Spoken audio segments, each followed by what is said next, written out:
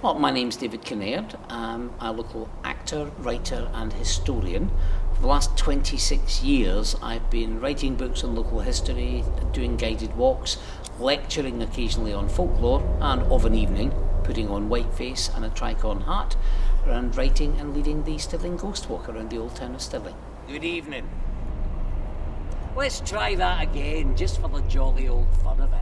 Good evening, you worthless, cloth-eared, carnaptious mortal. So what attracted you to that?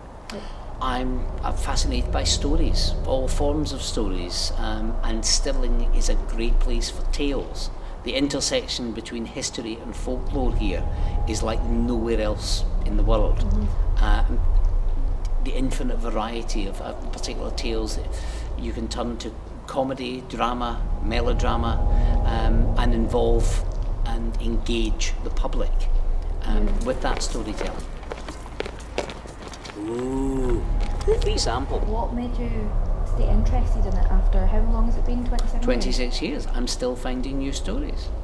In 1902, the Society for Psychical Research decided that Stirling was the most densely populated supernatural conurbation in Britain. And although I'm not a believer or a disbeliever in these phenomena, that means from a storyteller's perspective, there is no shortage of material. Just sometimes, my friend, when the sky is clear and the moon is bright, you may be fortunate enough to chance a glance at the most important local landmark of them all. Your Vicalo's chip shop in Flyer Street made me the man I am today. I'm from Glasgow. We've got a different set of cultural priorities. By night, though, it's a curious thing. The poet once wisely said that men fear death as children do the dark. When the moon is full and the sky is black as pitch, there is something of the fearful, timorous child in each and every one of us. Enter a graveyard in the hours of darkness, sweat may mat your fevered brow. Your heart thunder in your breast, but why should that be? Surely there is nothing here in the night that does not bide here too in the day.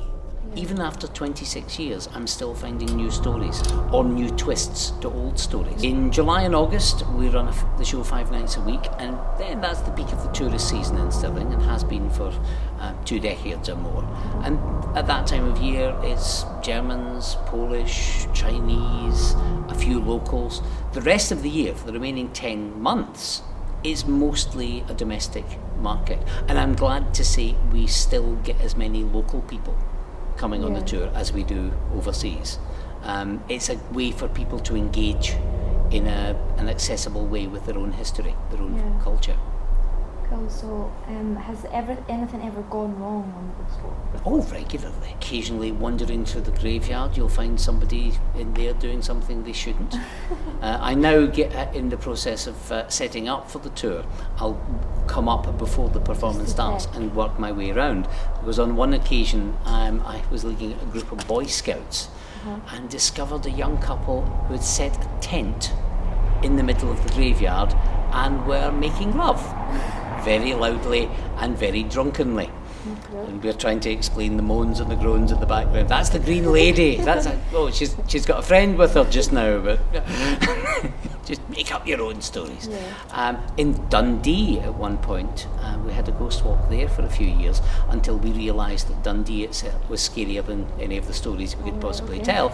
On the very first night of the Dundee Ghost Walk in 1994, someone hung himself outside the St John Tower where we were starting, and one of the few times I'm glad one of our characters had a sword, because he was able to cut him down before he could do himself serious harm. So yes, things do occasionally go wrong. My favourite character is the chap who I'm currently dressed in the livery of just now, Jock Rankin, the Happy Hangman. According to most history books, he's the last executioner in Stirling. Actually, he wasn't. He was the third from last. But the local legend is that he choked to death on a chicken bone. If that sounds like too much poetic irony for a hangman, it's because it's nonsense. There was no a single solitary tear shed for poor Jock Rankin's sake. A wee bit of sympathy wouldn't go amiss. Oh, don't patronise me. And what a stupid way to go. See, I'd been pursuing my errant spouse, Isabella Kilconquhar, through the streets of the town, persuading the Hibernian harridan of the error of her wicked ways, and no having mad dinner on the table after a hard day's singing. Can you imagine such a thing, girls? And I decided a little bit of refreshment was necessary to get my strength back.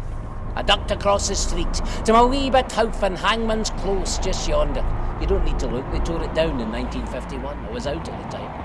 I saw a pot of chicken broth bubbling happily in the hearth, grabbed it, guzzled it down in one great greedy gasp, and choked to death 10 seconds later on the kitchen floor. A chicken bone lodged in my gullet.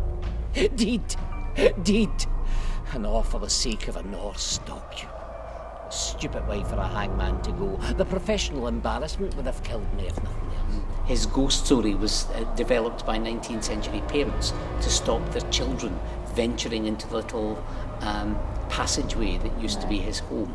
And finally, why should people come on the Ghost Walk? Hopefully it's fun. If it makes you laugh, if it gives you a fright, you know you're perfectly safe. For locals, it's a good way of engaging with your own history. Yeah. For other people, it's a great way of engaging with a fantastic town.